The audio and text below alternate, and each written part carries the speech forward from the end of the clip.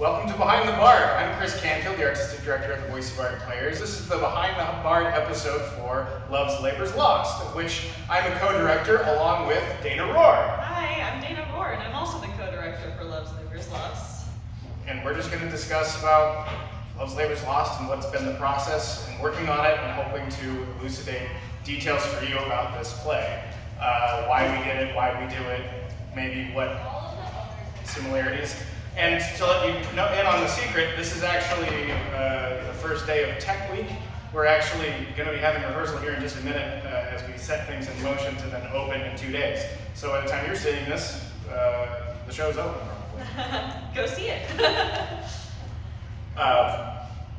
So this play, Love's Labor's Lost, is one of the things I've been saying that I discovered recently that I think, and I'm curious to get your opinion on, because I don't think I've said this to you yet, is it feels like the perfect introduction to Shakespeare because it's a Midsummer Night's Dream without the fairies. It's got the court relationships, but it doesn't have any of the extra fluff. It's just 4 times these court relationships and all of the very intense innuendo and flowery language, and the placement or the value of poetry is very obvious in this play. Right. I think it really introduces a lot of Shakespearean concepts that we see in every production of Shakespeare. We're getting the humor, we're getting the tragedy, we're getting the romance, we're getting the mixed up plot lines, the funny, great side characters that can be remembered forever. That's true. And so I feel like this play really shows all aspects of Shakespearean works. I agree. And you mentioned the romance, the comedy, the tragedy or the drama, if you will. And yes, those are all very present in a very Shakespearean way. And it doesn't even fit the mold of a comedy. No, it doesn't. If the mold of a comedy thwarts its own mold as it's making its own mold, and I guess, spoiler alert, but not everyone, they don't all get married at the end, which is kind of the hallmark of all Shakespeare comedies. Except this one. It really stands on its own as a play in Shakespearean work.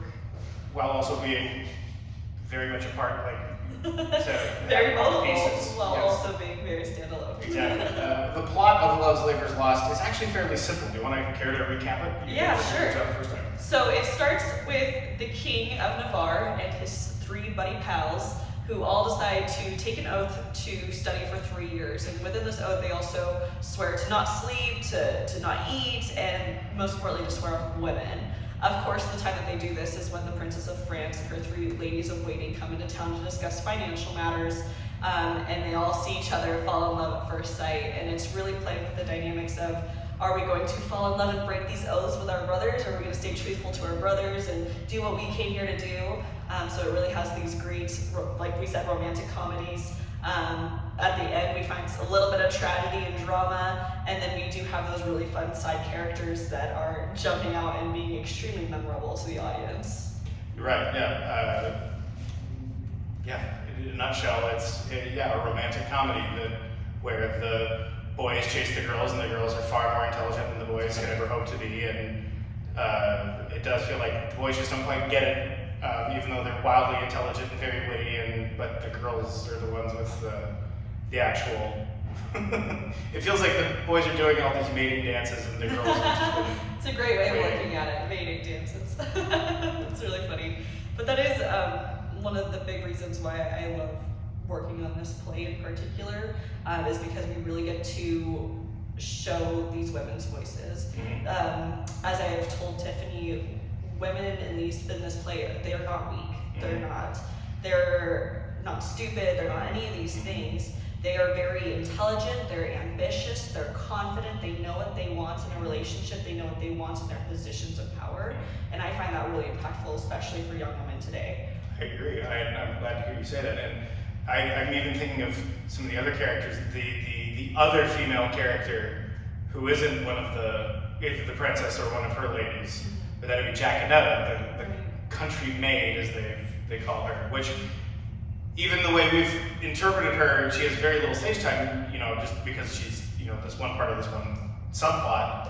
But she does seem to be smarter than the 2 male characters that she interacts with. Would you agree? Absolutely, yes, absolutely. She knows how to manipulate them the way that she wants. She knows what she's gonna get. She knows how to get it.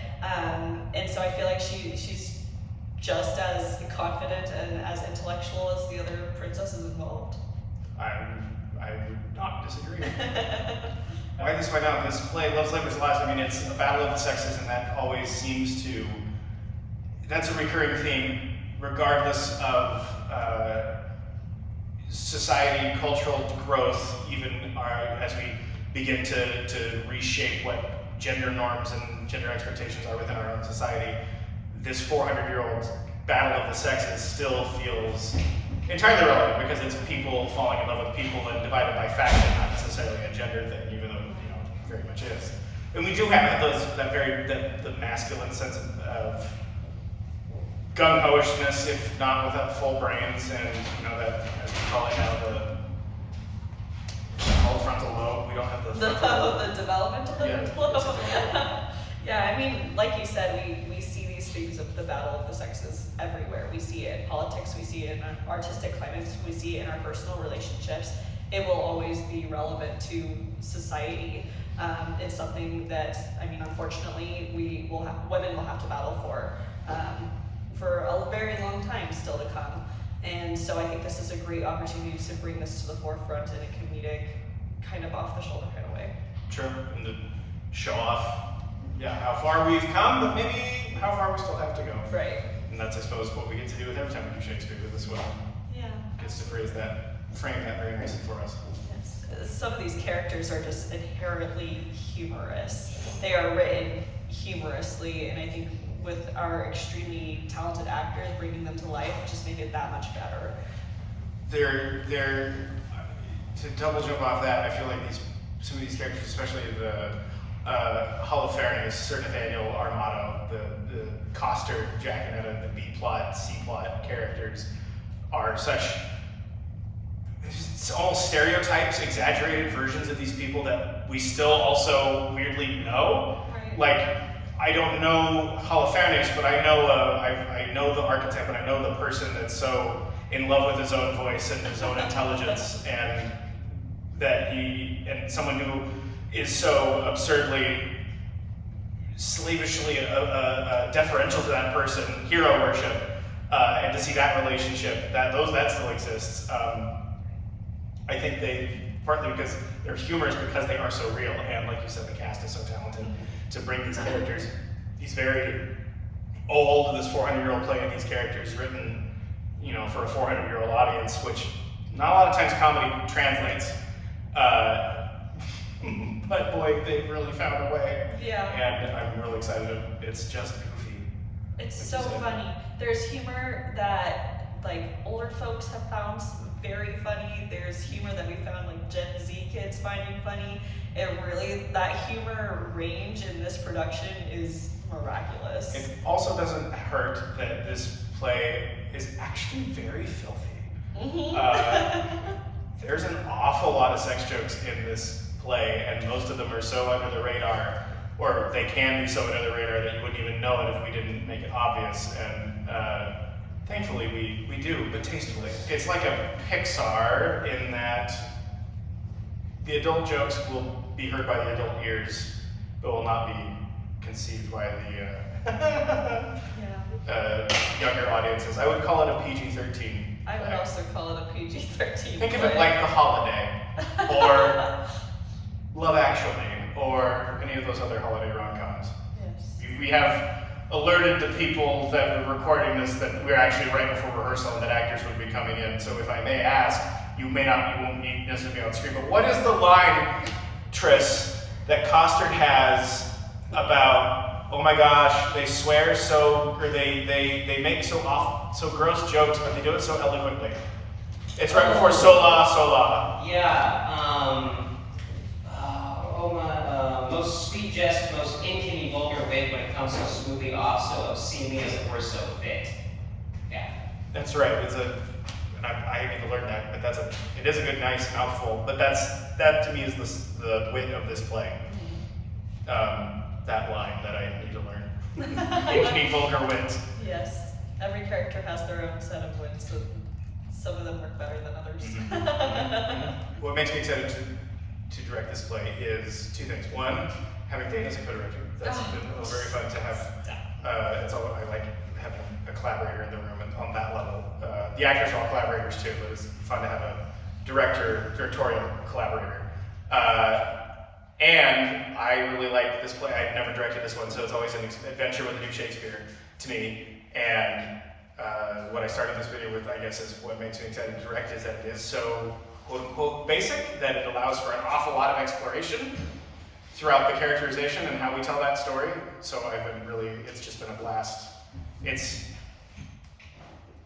directing on fun mode. Yes. Is what that is. I mean, I completely agree. It's been extremely fun for me because this is my first directorial project, and being able to do it with a company like Boise Bard Players and with a mentor like Chris has been so extremely educational for me. I'm learning so much every single day that I'm in rehearsal, not only as an actor, but as a director and as a creator and as an artist. This play in particular, I really, as I said earlier, like to emphasize women's voices. So being able to work on a production where their voice is meant to be heard is really important to me. I'm excited to see what people take away from the play. I am too. It's always an interesting. We had a test audience, if you will, and at our test audience, jokes landed that I didn't think would land, and other things that went clean over their heads that I expected a giggle to at least. But that's always the case. So yeah, I'm very excited to see. To be in the house every night and to hear what the audience decides to, what they engage with, what they take away, and what they don't. I'm excited to see how they react to our ending as well, with our really shocking, surprising ending that you don't get to know until you see. And when can people see this? They can see this September 4th through 14th, all around the Treasure Valley. Catch it at the Bishop's House, Hidden Gem Events in Meridian, Indian Creek Plaza, Color Miller Park and Mountain Home, and Edwards Greenhouse. You can go find tickets at boisebardplayers.ludus.com. Or you can also go to our social media and find links there at Boise Bard Players. Or simply just go to boisebardplayers.org. Or find one of us on the street and say, hey, where can I get tickets to your show? Or send a homing pigeon. Either of those methods work. Smoke signals are also accepted. Yes. Telegraph by Pony Express, accepted but not encouraged.